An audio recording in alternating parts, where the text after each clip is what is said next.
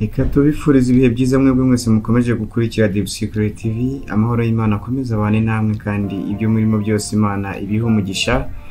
Nibyo agaciro kandi namwe muri abagaciro gukomeza kubana natwe. Imana ibongerere ibyo mufite byose. Komeza ubane natwe rero, nawe utarakora subscribe mwifuje gukora subscribe kugira ngo tuzajya ucikanwa n'ibyo tubagezaho bya buri munsi. Abanyamakuru babiri Bienvenue Damtus na Mbabazi Fiona basezeye RBA. Abanyamakuru babiri bari bakunzwe kuri RBA, Mbabazi Fiona na Bienvenue Damtus basezeye nyuma y'igihe kinini bakorera iki kigo cy'igihugu cy'itangazamakuru.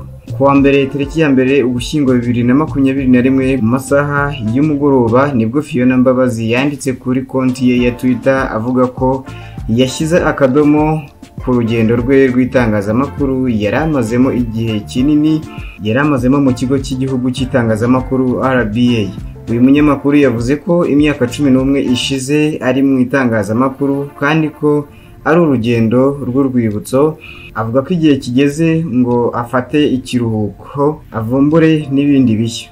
Mu magambo ye yagize ati yari baye imyaka 11 nkora umwuga nk'uyu nguyu nkunda cyane, ariko ni igihe cyo gufata akaruhuko nkajya mu bindi bishya. Ndashimira abayobozi banjye babigizemo uruhare bakamfasha gutera imbere.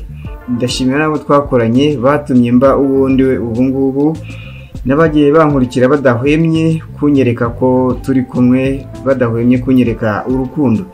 Ashimira ubuyobozi bw'ikigo cy'itangazamakuru RBA Artura Asime ndetse n'umuyobozi wungirije w'iki kigo Madamu Wanyirigira, bamuteye imbaraga bamugira inama kandi baramwumva muri uru rugendo.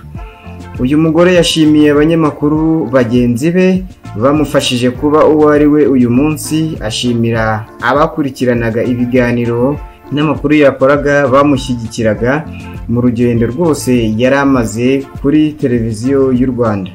Yavuze ko RBA izakomeza kuba mu rugo, ariko witeguye kwaguka, kwiga no kureba icyo iyi si yindi itanga.